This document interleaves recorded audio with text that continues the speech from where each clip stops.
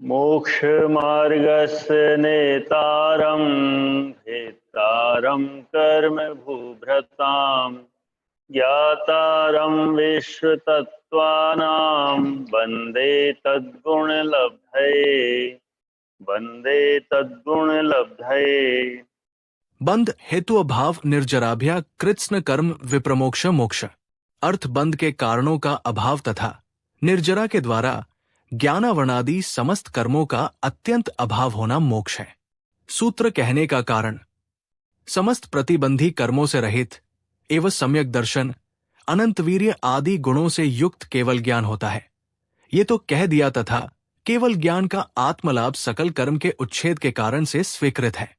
परंतु मोक्ष का लक्षण क्या है, किस कारण से मोक्ष होता है, ये दो बातें अब करना चाहिए सा पूछने पर आचार्य महाराज ने ये सूत्र कहा है। राजवार्तिक उत्थानिका 2। मोक्ष के कारणों जीव के प्रदेश और कर्म परमाणुओं का परस्पर एक क्षेत्रावगाह रूप मिलाप होना बंध है।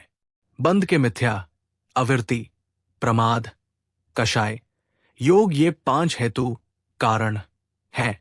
इनका अभाव होने से नवीन कर्मों का बंध रुक जाता है, नया बंध नहीं होता तथा जो पुराना कर्म पड़ा हुआ है उसकी निर्जरा करने से संपूर्ण कर्म छूट जाते हैं, नष्ट हो जाते हैं तथा मोक्ष हो जाता है। जिस प्रकार जब पतझड़ आता है तो सारे पत्ते झड़ जाते हैं, इसी प्रकार जब ज्ञान आता है तब सारे कर्म झड़ जाते हैं।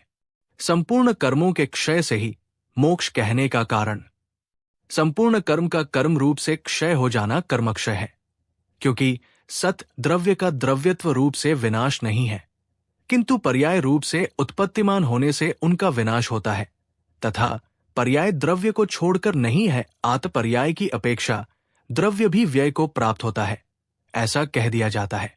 क्योंकि पर्याय उत्पन्न और विनष्ट होती है, आत पर्याय रूप से द्रव्य का व्यय होता है। आत कारणवशात कर्मत्व पर्याय को प्राप्त पुद्गल द्रव्य का कर्मबंध के प्रत्यनी कारणों के सन्निधान होने पर, उस कर्मत्व पर्याय की निवृत्ति होने पर उसका क्षय हो जाता है। उस समय वो पुद्गल द्रव्य अकर्म पर्याय से परिणत हो जाता है। इसलिए सम्पूर्ण कर्मक्षय को मुक्ति कहना युक्त ही है। राजवार्तिक 3। कर्मों का अभाव 2 प्रकार से होता है, अयत्न साध्य और यत्न साध्य। अयत्न साध्य चरम शरीरी को 3 कर्म प्रकृति का क्षय करना नहीं पड़ता, उनके नरकायु, तिर्यंचायु, देवायु का अभाव अयत्न साध्य है, क्योंकि इनका स्वयं ही अभाव हो जाता है। ऐसा नियम है, तद्भव मोक्षगामी जीव के आयुष कर्म का बंध नहीं होता है। यत्न साध्य शेष 145 कर्मों प्रकृति का अभाव यत्न साध्य है, क्योंकि इनका अभाव किया जाता है। गुण स्थानों अपेक्षा 145 प्रकृतियों का क्षय। चौथे से 7वां गुण स्थान में 7 प्रकृति, यहां 7 कर्म प्रकृतियों क्षय होते हैं। चौथे से 7वें गुण स्थान में से किसी एक में 3 दर्शन मोहनीय का मिथ्यात्व, सम्यक मिथ्यात्व और सम्यक्त्व प्रकृति और 4 अनंतानुबंधी कषाय, इन 7 कर्मों का क्षय होता है। 9वें अनिवृत्ति बादर गुण स्थान में 36 प्रकृति का क्षय खुश स्माइली, यहां 36 प्रकृति का क्षय होता है। संज्वलन लोभ को छोड़कर सभी 11 कषाय, 9 नोक्षाय, 13 नाम कर्म, 3 दर्शनावरण की निद्रा का क्षय होता है।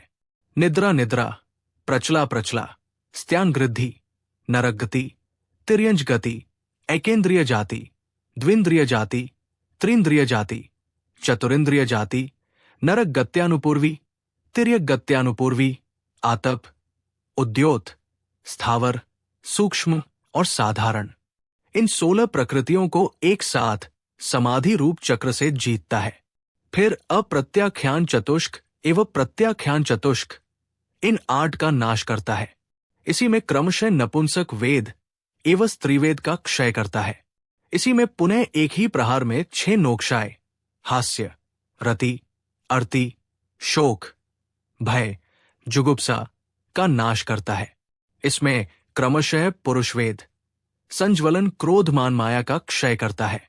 10वें सूक्ष्म सांपरायिक गुण स्थान में एक प्रकृति का क्षय खुश स्माइली। चारित्र मोहनीय की बची एकमात्र प्रकृति संज्वलन लोभ का क्षय 10वें गुण स्थान के अंत में होता है।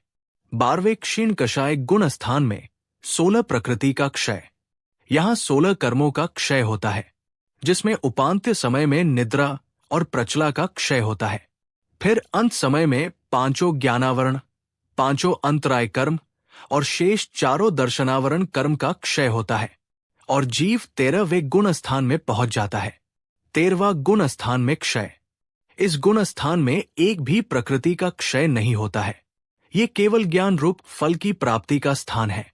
यहाँ कैवल्य अवस्था में 4 कर्मों के नष्ट होने पर अनंत ज्ञान, अनंत दर्शन, अनंत सुख और अनंत वीर्य, इन 4 अनंत चतुष्टय की प्राप्ति होती है।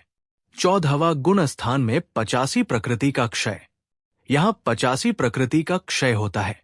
ये 14वां गुण स्थान का 5 लघु ह्रस्वाकार अ ई उ रील री के उच्चारण काल प्रमाण है।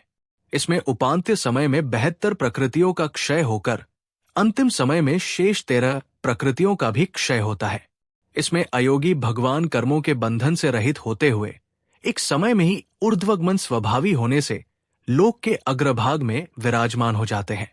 14वें अयोगी केवली के उपांत्य समय में वेदनीय, देवगति, औदारिकादि 5 शरीर, 6 संस्थान, 3 अंगोपांग, 6 संहनन, 5 प्रशस्त वर्ण, 5 अप्रशस्त वर्ण, 2 गंध, 5 प्रशस्त एवं 5 अप्रशस्त रस, 8 स्पर्श, देवज्ञानुपूर्वी, अगुरुलघु, उपघात, परघात, उच्छ्वास, प्रशस्त प्रशस्त विहायोक्ति, अपर्याप्तक, प्रत्येक शरीर, स्थिर अस्थिर, शुभ अशुभ, दुर्भग, सुस्वर दुस्वर, अनादेय, ऐशस कीर्ति, निर्माण और नीच गोत्र, इन 72 कर्मों का नाश होता है।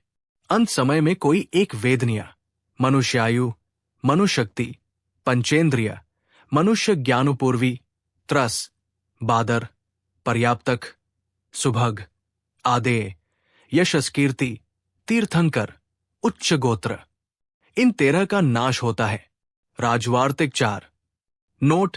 गोमत्सार कर्मकांड में प्रशस्ता प्रशस्त वर्ण एवं रस के स्थान पर 5 वर्ण और 5 रस को ही ग्रहण किया गया है तथा 5 बंधन और 5 संघात को भी लिया गया है।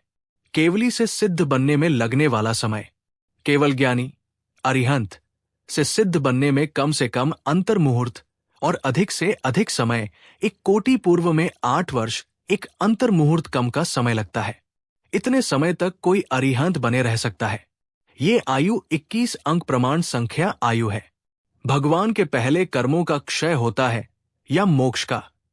जिस प्रकार द्रव्य कर्म की उत्पत्ति का प्रारंभ और विनाश साथ ही साथ होते हैं, उसी प्रकार सिद्ध भगवान की मोक्ष विषय गति संसार का क्षय होते ही साथ होती है।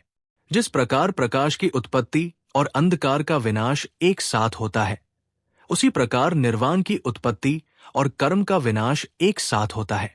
तत्वार्थ सार 8:35-36।